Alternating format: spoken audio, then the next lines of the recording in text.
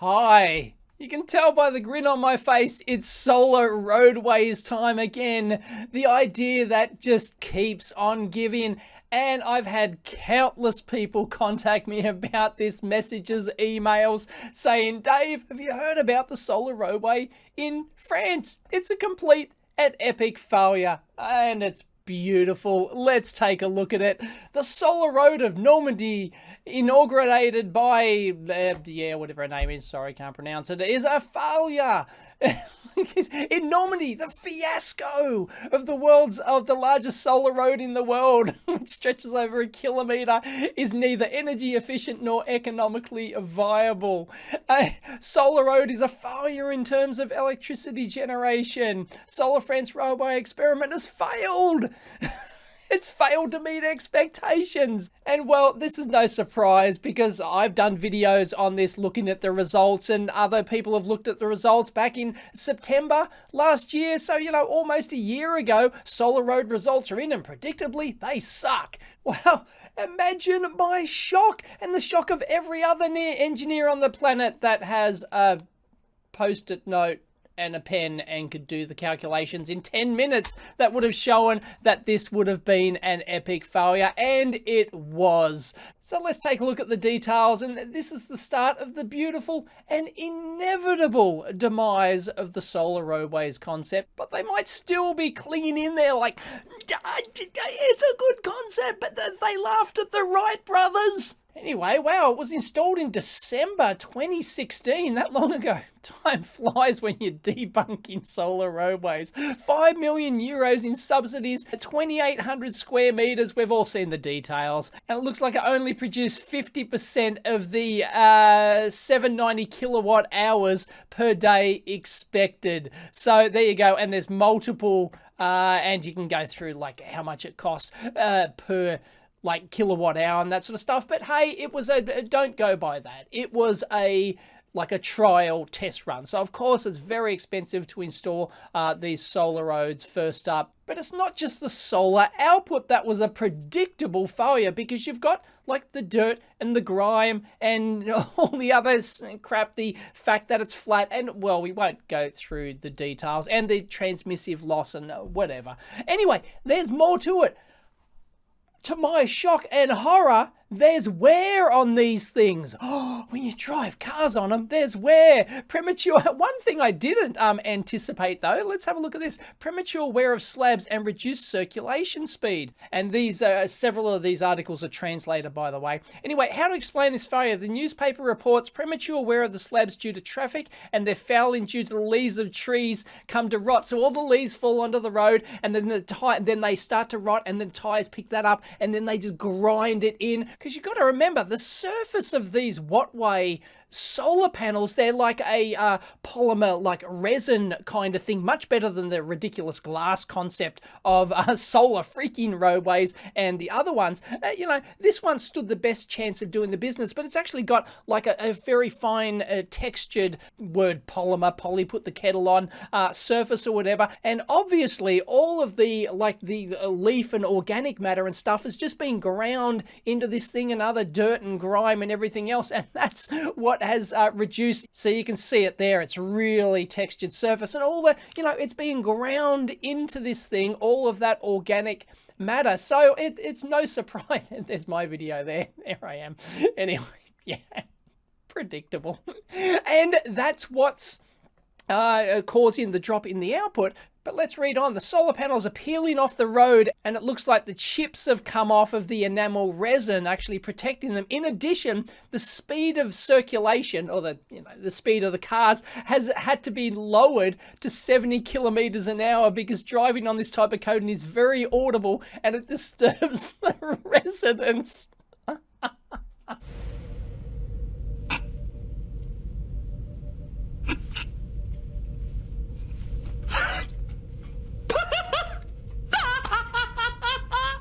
Of course, this was an obvious problem with the Solar Freak'n Roadways, with their glass tiles like this and their little knobby surface on them, and their ridiculous metal strips that they put over in their installation and things like that. Obviously, that would have been extremely noisy, but I kind of like didn't really predict it with the Wattway one. I thought, you know, that would have been quite reasonable, but hey, look, it's a problem. Audible noise, one of the dozens of problems that you're going to have with solar roadways that just make it face-palmingly impractical. And here's another article here actually comparing the effective power output versus a commercial array here. The average house uses 10 kilowatt hours per day. The road's capacity factor, which measures the efficiency of the technology by dividing its average power output by its potential maximum output, is just 4%.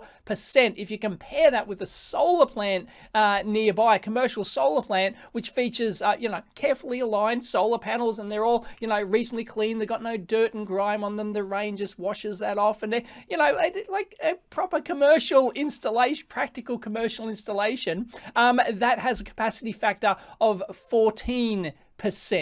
So a commercial plant is over 3 times better than solar roadways. Who would have thought? Geez, it was almost like the calculations I did easily on the whiteboard. And of course, it's only going to get worse because as these things degrade, and well, let's have a look at what actually happened to these things. Oops, here's a shock. Here's actual photos of what the French Wattway solar panels look like now. Look at these strips. So they do actually have these metal strips, and look at those screws in there as well. Cars have to drive on this thing, right? No wonder they're getting these, the strips are getting torn up, and like a couple of bolts. They've got bolts in the middle there. Sorry, I can't. Oh yeah, I can. There we go. Like bolt there, bolt there, bolt there, bolt there, and the strips are coming up, and no wonder this thing is noisy as buggery, and all the residents complained and they had to lower the maximum speed. But yeah, so this is absolutely predictable, really. But I actually thought that the Wattway, I've said this in previous videos, the Wattway ones have by far stood the best chance of working out of the Solar Freak'n Roadways and the Netherlands one, which is very similar to Solar Freak'n Roadways, except it's in a much larger glass concrete slab. But Dave, I know what you're thinking. You know, all these solar roadways installations, they're all just amateur hour. What if they actually put huge money behind it and actually got one of the world's biggest road construction companies to actually develop and install this sort of technology? Surely then it would work, right?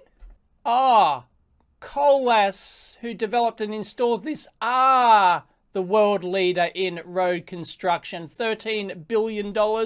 That's all they do. They're one of the world's biggest road construction group, and even they couldn't do it. Wah, wah, wah, wah. It's almost as if driving cars on solar panels is a bad idea. But of course, you want to know what's happening to the Netherlands one, right? That might be doing okay. The solar cycleway, which they installed. Well, not looking that great. Yeah.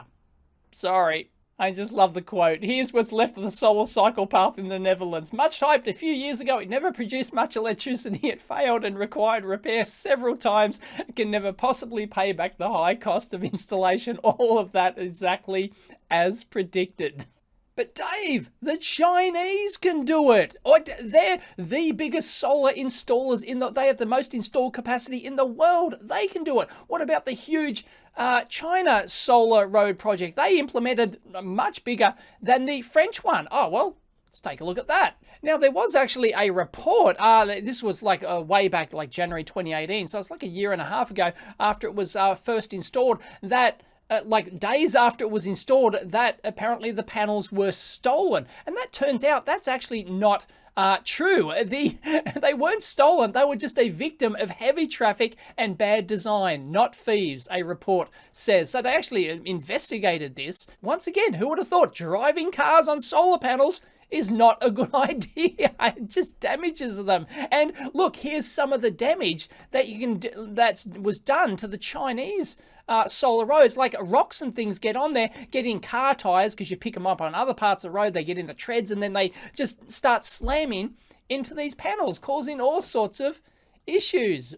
Oops. So it was reported to have been vandalized just days after opening, but was actually a victim of poor design according to a local newspaper. Following an investigation, police and industry experts concluded that the road in the Shandong province was probably damaged by items falling or tossed from passing vehicles. As I said, rocks in the car treads and everything else, and people tossing stuff out, and just, yeah, things just generally, trucks going along, stuff always falling off and things like that. An article published earlier this month by the same newspaper said that inspectors discovered a 1.8 meter long solar panel missing from the road and several others broken. The damage was blamed on thieves, although the report did not carry a statement from the police. So it looks like entire panel sections have come up, like a truck probably like caught an edge of the lip of it and just it just sheared off whatever is gluing or holding it down or whatever. It looks like, yeah, the whole panel's gone. So they visited the site and conducted an inquiry, and it only lasted a couple of days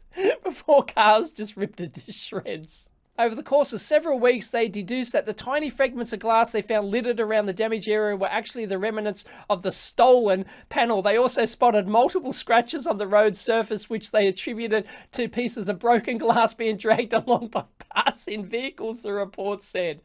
All this glass, and nobody's even mentioned silicosis yet. Let's not go there. But hey, the pollution in China is already so bad that it's actually dropping the output of like commercial solar factories by like 10 to 15%. Oops. Investigators concluded that a heavy item might have fallen from a passing truck, causing the initial damage, which was then exacerbated as more and more vehicles drove over it. As the solar highway is on a downward slope, much of the debris was likely blown or dragged away, giving the impression that the entire panel had been deliberately removed, the report said. And it was supposed to have generate 1 gigawatt hour every year, enough to power 800 homes. Well, look at all that land on the side where they could have just put the panels and angled them correctly, and they wouldn't have been damaged, and it would have had the cheap installation and the long life that we've come to expect from commercial solar installations. But no, let's put them on the road surface, because that's such a brilliant idea. And of course, the Chinese one is this transparent aluminum, transparent concrete. Little Star Trek joke there. Transparent aluminum? That's the ticket, laddie. Anyway, transparent concrete, which can reportedly handle 10 times the exposure of standard asphalt. You think? It's like Solar Freak'n Roadways with their little rubber pendulum testing, you know. Yeah, it's good to go. So we've had the Colas Wattway, the biggest road construction group in the world, design and built and installed a test strip, and it just not only was the reduced solar output predictable, but also physically damaged. It couldn't handle it. And that's the biggest group in the world. China have tried it with another variation on the technology, this transparent concrete, which is supposed to be order of magnitude better than standard asphalt, and nope, within a couple of days, boom, it's just panels are ripping off and glass shards of glass are going everywhere and everything else. And then we've got the Netherlands one, once again, that was like a glass, like in big, huge concrete slabs, which they dropped in place, that couldn't handle. It's just bikes. It's not even cars going on this, just bikes. So that's 3 technologies failed, but unfortunately, let's just keep going ahead with this. This is in February, so it's, you know, it's fairly recent. Solar Road, this is the Netherlands one, headed for large-scale application. They actually installed a total of 150 meters in 2 locations in the province of Noord-Holland and Zuid-Holland. Zuid? Both provinces will use this pilot to gain experience in the management and maintenance of solar road surfaces. With these, it looks like they might have road surfaces now, as if, like, you know, the bikes, like nothing to see here, move along now. Yeah, the bikes are an absolute winner. Let's go and install it on some roads, shall we? Constructed it on the parallel road along in the bus lane so they're going to put buses on it. Great. In the last 4 years, the technology was successfully tested.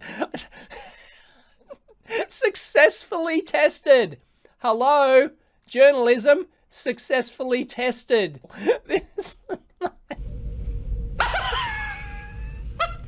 Dad, why are you laughing?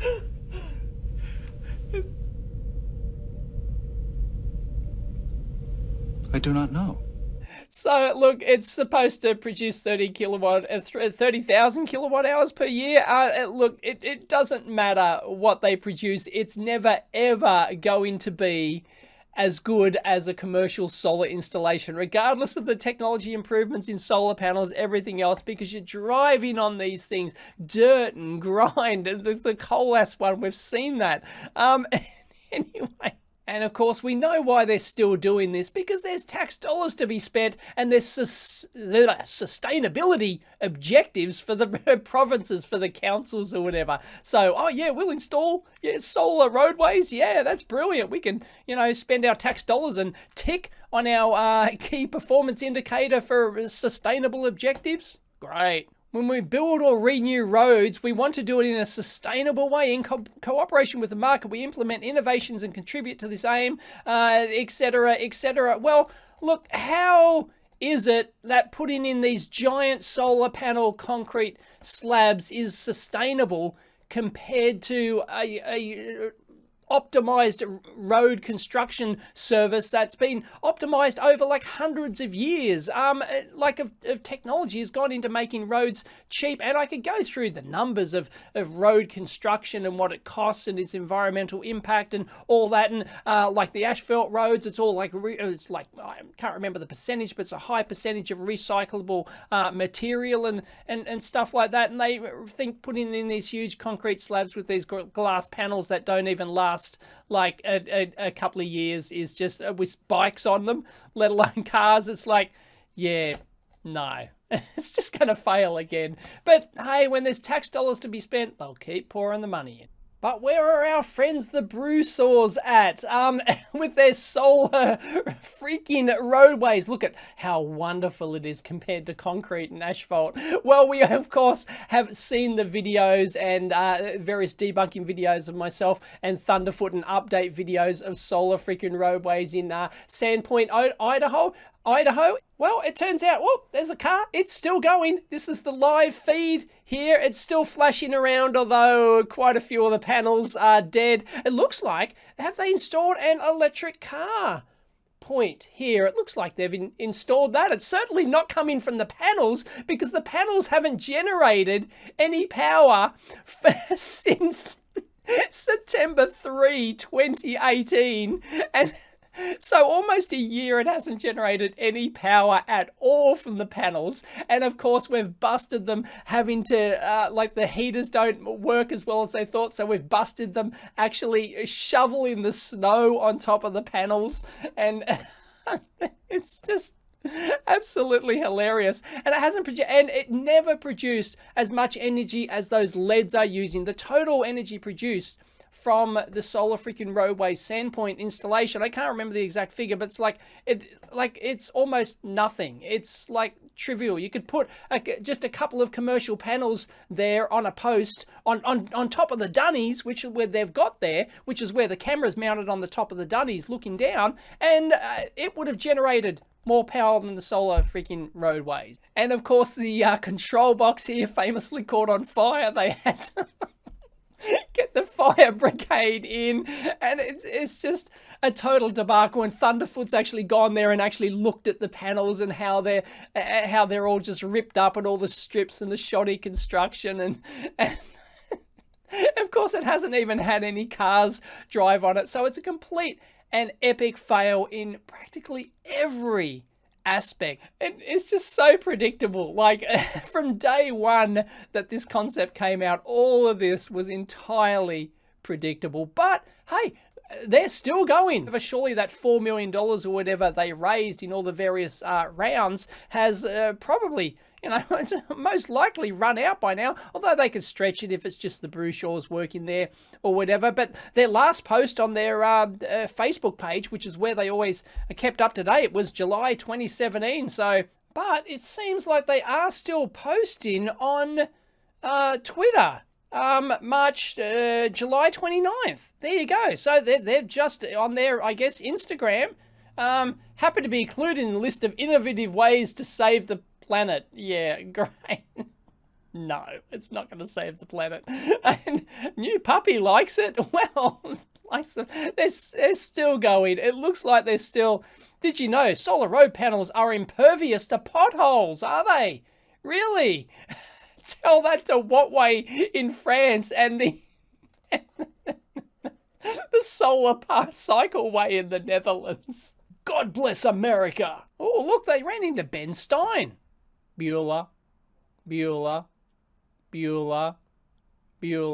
Exciting news we are happy to announce. It looks like they've given up on Facebook and everything's on Instagram. Exciting news. We're happy to announce that Solar Roadways is to be featured in a wonderful new movie, The Goldfish Project. Woo! Oh, Solar Roadways host a light pathway to production. Spokane Journal of Business. Oh, let's check this out. June 20th. This is recent. So, home of Solar Roadways. They're one step closer to their vision. They've released their new solar panel model. Yeah, blah, blah, blah. The SR4. Yep. So they're still going. They've still got the bucks. And they already have many interested customers from all over the world. Hang on. Did they get another US Department of Transport contract? We funded a series of strength testing of the panels. They're going to complete a 36-panel public installation in July in Baltimore, Maryland's Inner Harbor. Baltimore's Inner Harbor is about to test run a solar sidewalk. The walkway will generate power and light. Pat Warren reports it's a $100,000 experiment funded by the Able Foundation. 2018 will see a walkway change from this to this, a system of solar panels you can walk on.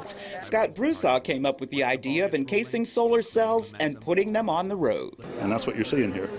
Those little blue rectangles are solar cells, and you can drive a truck on them now. The Able Foundation embraced the concept with funding for 36 panels near the Baltimore Visitors Center as a way of testing for possible future use. The potential of this producing electricity from wasted sunlight, and the roadways today are a wasted opportunity, that I saw it as a great thing for the world, but also for Baltimore City being the first place in the world to demonstrate this technology. And there's plenty of foot traffic at the harbor to give it a workout. So when all is said and done, you may not only be light on your feet, you'll have light under them. I'm Pat Warren reporting from the Inner Harbor for WJZ. Now back to you. If you're there, if you're in Maryland at the Inner Harbor, please, we need photos. Post them on the EEVblog forum. Please, we need people to turn out at the opening ceremony. That'd be fantastic. This is the company's second pilot project. Estimated cost of $72,000 and being paid for by the Able Foundation as a gift to the city of Baltimore. Suckers. It's designed to produce up to 55 watts, up from 36 of the first prototype. Wow, an extra, 20% more than bugger all. Brilliant. Currently, they can only make 3 panels a day with our prototyping equipment, partially handmade. Our goal is to be a full line that will make about 1,000 panels a day. No one's going to buy this crap. And because they've been funded, they don't have exact cost per panel of the average customer. We'll be able to calculate and give costs for general customers. Bringing costs down is something. It doesn't matter what the cost is with these things. It's just demonstrably silly. Seriously, Monty Python couldn't have, come up with Solar Roadways and done this. Unbelievable. And of course, they're not generating any revenue, no kidding. But after this massive installation, they plan on generating sales. Yep, because everyone's going to see it and go, we want that. Fantastic. We're going to buy these super expensive panels. We're going to install them and get bugger all energy from them before they just get destroyed by the cars. They still haven't driven cars on these things. And finally, after how many years? What is it? Like 7 years, 6, 7 years or something? They might actually get a road to actually test. You would have thought that Solar Roadways would have been the first priorities to test it as a road. Anyway, if you do that, that's what happens, even to the world's best road construction company. The company has hired 1 office employee and an engineer and plans to hire more employees as funding permits. So they got a recently employed engineer. What engineer would accept a job at Solar Freak'n Roadways? Unbelievable. They obviously don't use the internet and haven't seen YouTube or Googled it. He says the company also plans to invite other inventors to their Sandpoint facility to allow them to pitch their ideas and offer them help with engineering and research funding. Good luck. And the panels, not only are they going to charge cars, but they're going to use the solar pathways, solar roadway, they're pathways now, because, you know, they're not going to work as roads, to communicate with and guide cars, as well as provide more exact GPS coordinates and information about road conditions. So they're going what are they going to have? New technology coming soon to the SR5 panel. It's going to be able to detect that, you know, the panel's all broken up, and put a tilt sensor in it to see if the little hexagonal tile thing is like tilting, or has tilted since the install or something like that, and it's coming loosey-goosey, and it can report that back to this. But hey, they laughed at the Wright brothers. The biggest obstacle with roads will be the red tape. Roads have so many different rules and regulations. That's not your biggest problem, trust me. It's a disruptive technology that's going to cause different people to collaborate in new ways. No, it's not. In its death spiral. But hey, they're going to do it because remember, Scott holds a master's degree in science and electrical engineering, and Julie holds a master's in counseling psychology. Well, she might need that when this whole thing eventually fails and they realize, nah. But of course, when it fails, it'll be some other problem, too much red tape, you know, the governments just didn't go for it. We would have saved the planet, but nah, it was just the red tape. Hang on, Julie came up with the idea of Solar Roadways? I thought it was Scott. So yep, Solar Roadways still have money and they're hiring and they're still pushing ahead with this, but as has shown in real installations in France, in the Netherlands, in China, it's just a complete and epic fail, completely as predicted. Any engineer who's not blinded by the disruptive nature of this thing could have just got a post-it note and a pen and did the calculations and just thought about this, just looked at it for like a couple of hours and realized, no, there's just so many issues with this. It will never, ever be practical, and I don't have to go through the reasons why. Anyway, this is the beautiful and inevitable demise of Solar Roadways. But there's still people who like to keep the dream alive, and of course the media just, you know, will always keep picking it up and as if it's new news, I'm sure, and there'll be these little pilot installations, the new Netherlands one, the new Solar Freak'n Roadways, wherever that one is, and who knows, China might roll out another one just in case. I don't think France is going to do it again, because there's just been so many, like this is all local stuff, I had to translate all this, and there's like dozens of articles like this. I couldn't possibly include them all, how this is just an epic fail and a waste of tax dollars. So I think the public probably, I don't know about news, if you know of any, like if this is made like mainstream 6 o'clock news networks and stuff like that, please let us know. Leave it in the comments down below, links to any YouTube videos for that sort of thing. So yeah, I don't think France is going to do it again, but it might still limp along in other places. But that's the inevitable demise, and you can't help but smirk and go, I told you so. And as Carl Sagan put it, pays to keep an open mind, but not so open that your brains fall out. And more Carl Sagan brilliance, the fact that some geniuses were laughed at does not imply that all who are laughed at are geniuses. They laughed at Columbus, they laughed at Fulton, they laughed at the Wright brothers, but they also laughed at Bozo the Clown. Catch you next time.